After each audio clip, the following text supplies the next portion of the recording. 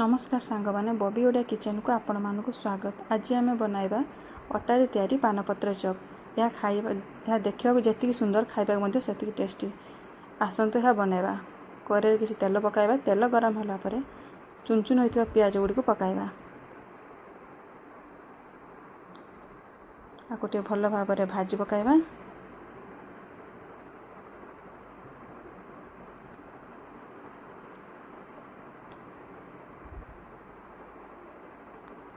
भाजी टिके भाजी होला परे एते कटा जाइथिबा टमाटो अदा रसुण छेंचा आवश्यक अनुसार लूण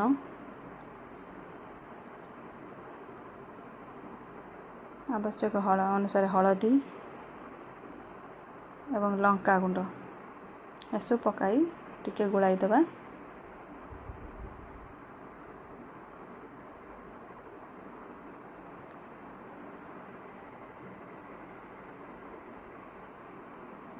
मसला टिके हो आसला परे एथिरे सिझा जाइथिबा आलू ये हाथ रे चकटिकी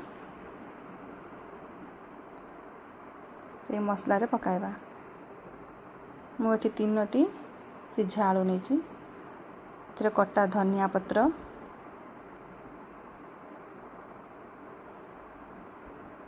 आ किछि चिकन मसला सब पकाई भल भाव में गोलाई देबा।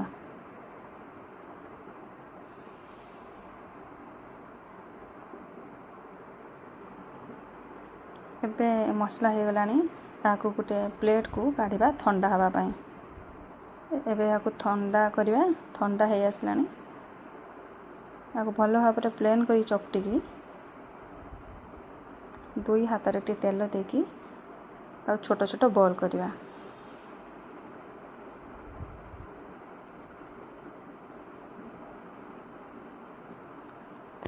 एबे आमे जो घरे जो अटा जो रुटी तैयारी करचे से ही अटारे एबे गोटे बेलना बाड़े गोटे अटा आकृतिर जो रुटी आकृतिर बेलिबा। बेसी पतला हबनी कि बेसी मोटा हबनी। या को छुरी रे चारिपट सारा एमिति काटी पकाइबा।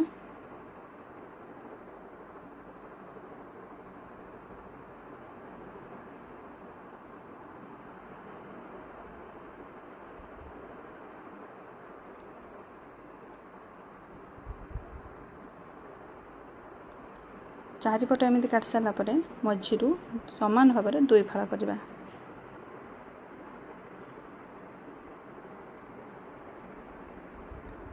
एबे जो आमे बॉल तैयारी करले से बॉल दुईटी को आमे 2 साइड रे एमती दबा।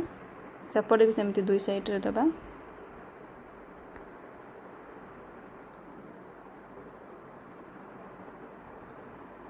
एबे 2 पट अटा को एमती हाथ रे टिके जापी देबा।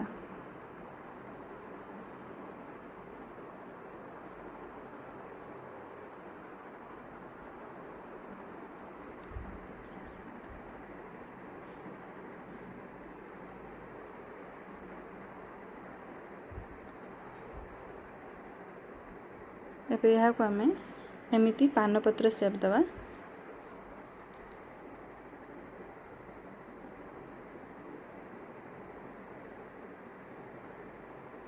एमती सब गुड़िक पानपत्र सेप देकी तैयारी करदेबा।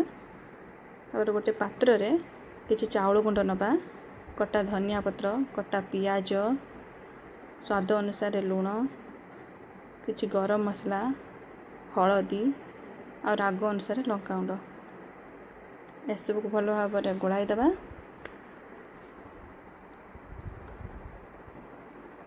गोलाई सारा पर ताको हल्का हल्का पानी देबा। हल्का हल्का पानी देकी ताको भल भाव में गोलाइबा। जेमिति बेटर टे बेसी बहलिया हबनी कि बेसी पानिया हबनी, मीडियम रे रहिबो।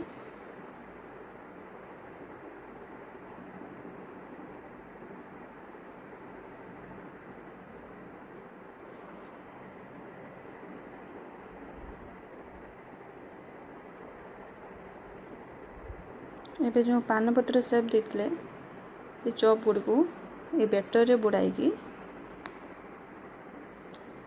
गरम तेल रे छाणिबा।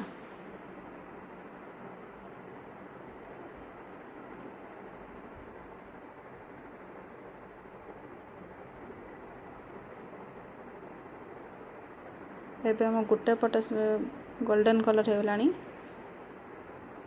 आर पटे एमती नौड़ी दबा गोल्डन हवा पाई।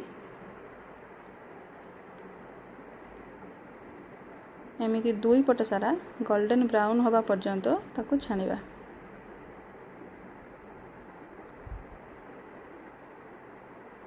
एबे हो गला हमर अटार तैयारी चप। आपण मान मध्य यह को आपण घरे बनातु एवं खातु, किपरि लागला कमेंट रे जणातु।